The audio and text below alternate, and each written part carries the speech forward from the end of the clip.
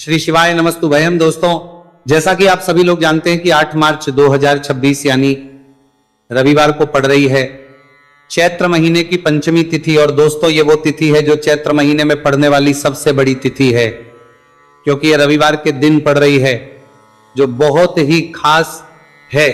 और दोस्तों, आप सभी लोग जानते हो रविवार का अगर सबसे बड़ा कोई उपाय है तो वो एक चावल दाने वाला उपाय है। तो दोस्तों, इस रविवार पंचमी तिथि के दिन आप लोगों को इस वाले उपाय को जरूर करना है।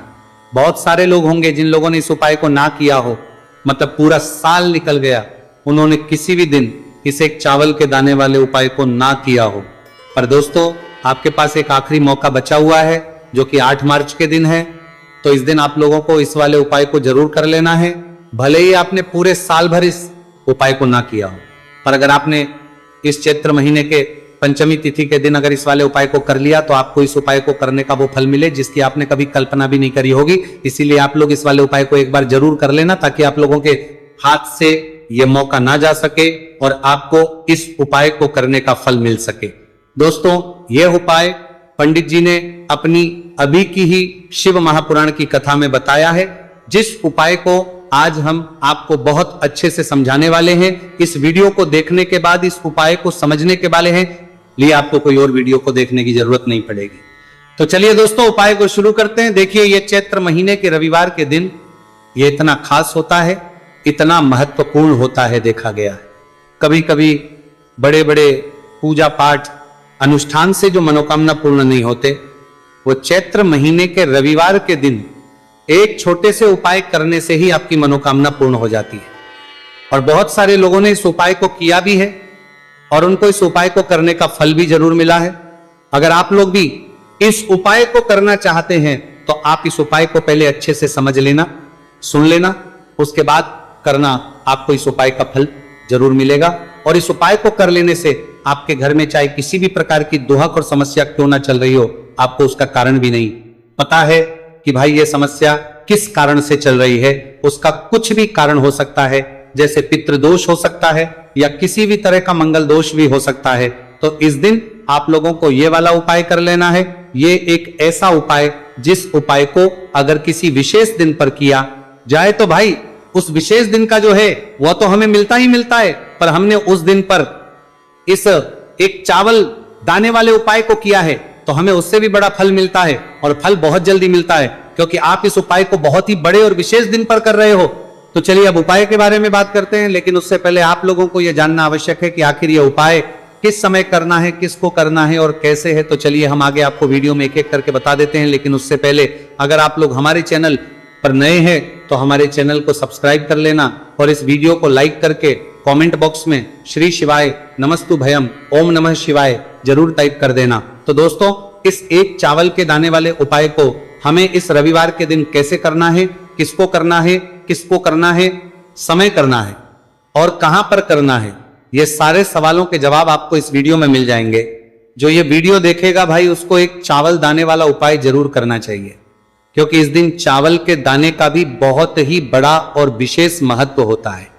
और जब बात आ जाए माई एक चावल दाने की, तो ये सोने पे सुहागा वाली बात हो जाती है और ये एक बहुत ही बड़ा उपाय हो जाता है इस रविवार पंचमी तिथि का।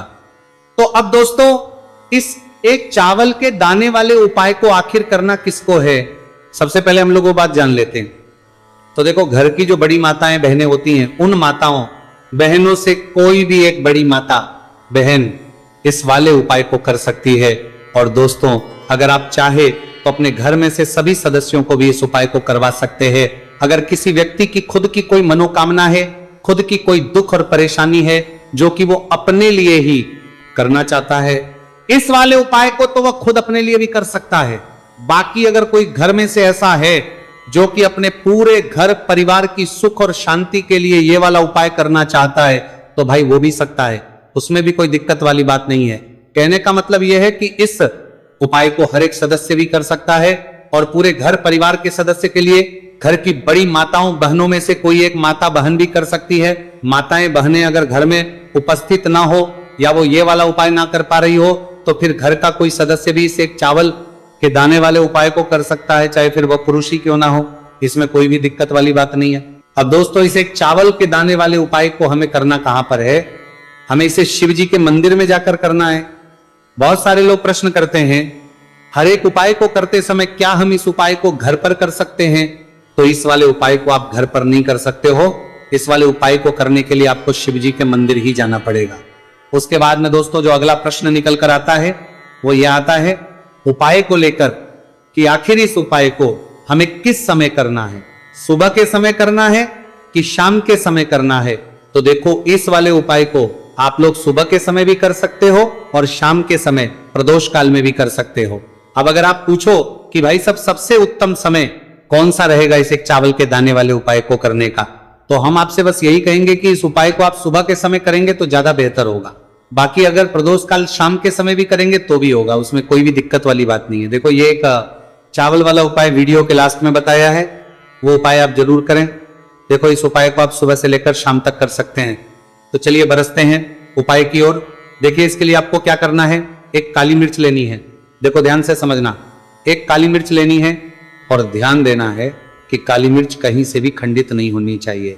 फिर इसके बाद आपको लेना है गोल बाती का दीपक। देखिए दीपक आप चाहे तो माटी का ले ले, और यदि आपके माटी का दीपक नहीं है तो आप ये दीपक शुद्ध आटा लगा करके एक दीपक बना सकते हैं। बस आपको ध्यान देना है कि उस आटे में आपको नमक या हल्दी का प्रयोग नहीं करना है, ठीक है?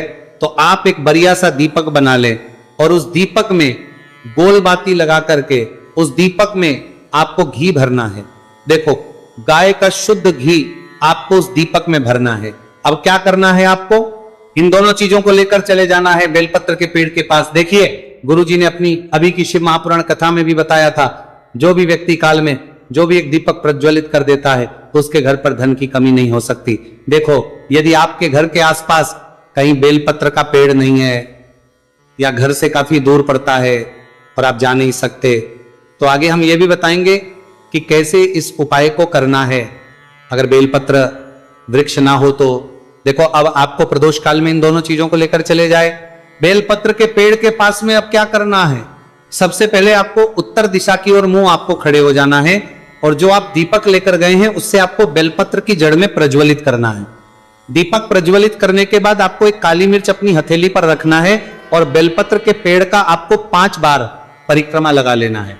और यदि आप परिक्रमा बेलपत्र के पेड़ का नहीं लगा सकते हैं तो आपको दीपक को चारों ओर कुछ इस तरह से क्लॉकवाइज 5 बार घुमा देना है, मतलब आरती करना है। और आने के बाद आपको उसी काली मिर्च को दीपक में डाल देना है और वहीं पर बैठकर हाथ जोड़ करके आंख बंद करके आपको जो भी आपके जीवन में समस्याएं, घर से लक्ष्मी जी का निवास नहीं है, घर में लक्ष्मी जी प्रवेश नहीं कर रही है, और भी जीवन में जो भी समस्याएं हैं, तो उस समय आपको विनती करनी है, ठीक है?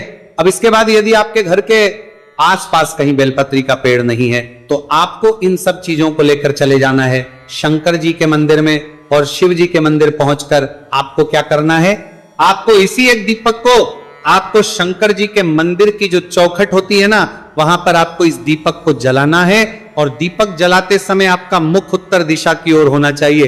दीपक जलाने के बाद आपको क्या करना है, एक काली मिर्च अपनी हथेली पर रखना है और आपके जीवन में जो भी समस्याएं हैं, चाहे वो समस्या परिवार को लेकर हो या फिर धन को लेकर हो, वो अपनी वह समस्या बोलनी है और बोलने के बाद आप उसी काली को दीपक में डाल देना है और आपकी कामना पूर्ण हो जाए। घर में लक्ष्मी जी का निवास हो, ऐसी कामना आपको कर लेनी है। देखिए शंकर जी की मंदिर की जो चौखट होती है ना, उसमें 33 कोटि देवी देवता निवास करते हैं। यदि आप वहां पर दीपक जलाते हैं तो इससे भगवान शिव तो प्रसन्न होते ही हैं, साथ ही आपको 33 कोटि देवी देवताओं का आशीर्वाद प्राप्त होता है और वो सभी प्रसन्न होते हैं, जिनकी आशीर्वाद से आपकी कामना 100% पूरी होती। तो आप ये उपाय जरूर करिएगा। आप बहुत ही छोटा सा उपाय है, करके देखिएगा। देखिए अब हम जान लेते हैं गुरुजी द्वारा बताए गए दूसरे उपाय के बारे में। इस उपाय के लिए आपको मात्र 2 लौंग लेनी होगी, यानी कि आपको लौंग का जोड़ा लेना है। 2 फूल वाली आपको लौंग लेनी है। लौंग का जोड़ा कहीं से भी खंडित नहीं होना चाहिए, इस बात का ध्यान रखें। इसी के साथ में आपको लेना होगा लाल चंदन का पाउडर। देखिए यदि पास लाल चंदन की लकड़ी है तो उसे घिसकर भी आप चंदन के रूप में प्रयोग कर सकते हैं। यदि पाउडर है तो उसका भी आप अपने उपाय के लिए प्रयोग कर सकते हैं। देखिए चंदन जो है वो तेज का प्रतीक माना गया है और साथ ही साथ जीवन के अंधकार को दूर करने का प्रतीक माना गया है। अब इसी के साथ में आपको मात्र एक तांबे के पात्र के अंदर शुद्ध जल लेना होगा अपने घर से। अब दोस्तों ये तीनों सामग्री लेकर के सीधे आपको पहुंच जाना होगा भगवान शिव के मंदिर में। देखिए इसी के साथ में आपको एक गोल बाती का दीपक भी लेना होगा। दीपक आप मिट्टी का भी ले सकते हैं, शुद्ध घाटा मड़कर उसका भी तैयार कर सकते हैं, और दीपक में आपको शुद्ध घी का प्रयोग करना है।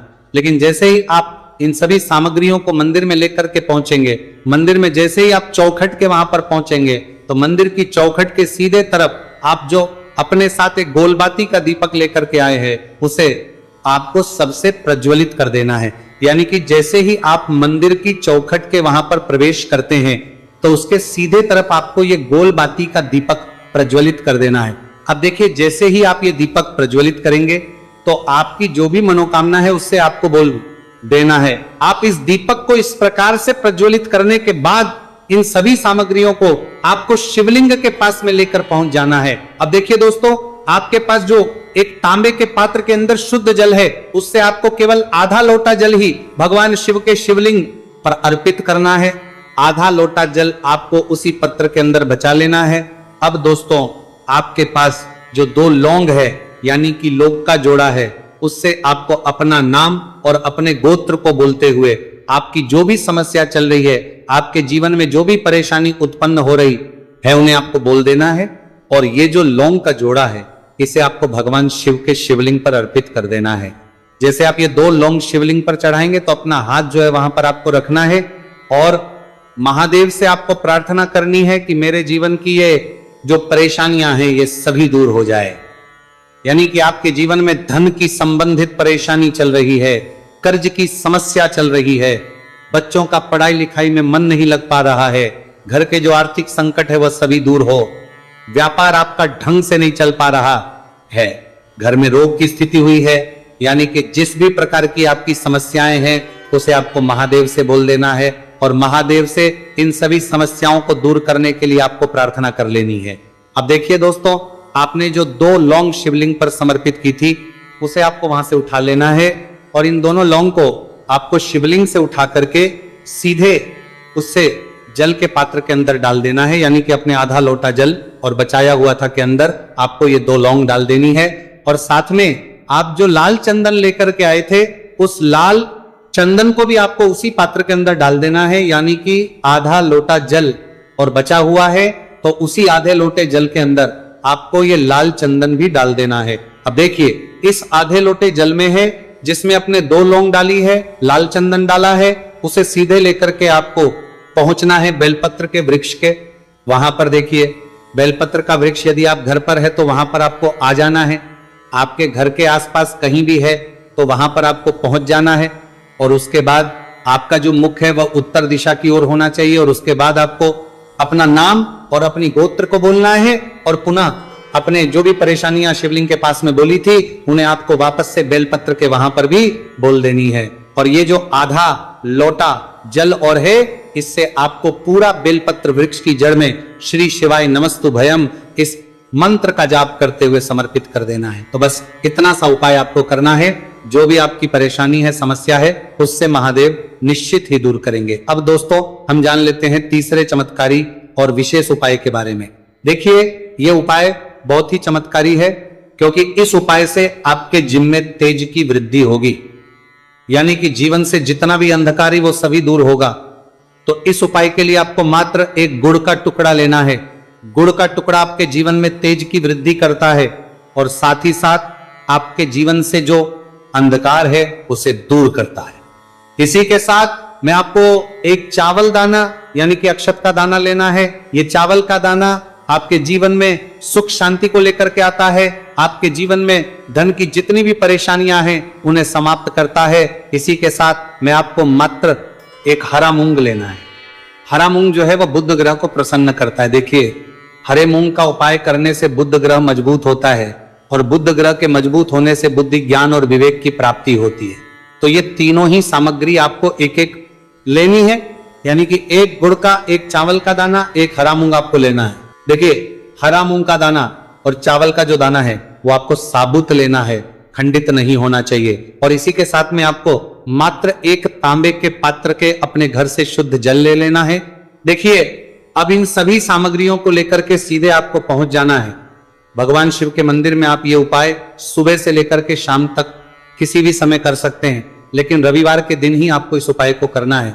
तो सबसे पहले तो ये जो एक गुड़ का टुकड़ा है, एक चावल का दाना है और एक हरा मूंग का दाना है, उन तीनों को आपको उस जल के पात्र के अंदर डाल देना है। लेकिन ये जो उपाय है आपके जीवन की सारी परेशानियों को दूर करने के लिए होता है, लेकिन विशेष मनोकामना तीनों सामग्रियों से ही आपकी परिपूर्ण हो जाती है। देखिए, यदि आपके जीवन तेज होगा तो सभी आपसे वार्तालाप करेंगे, सभी आपसे बात करेंगे और आपका जो मान सम्मान है वो बढ़ता है।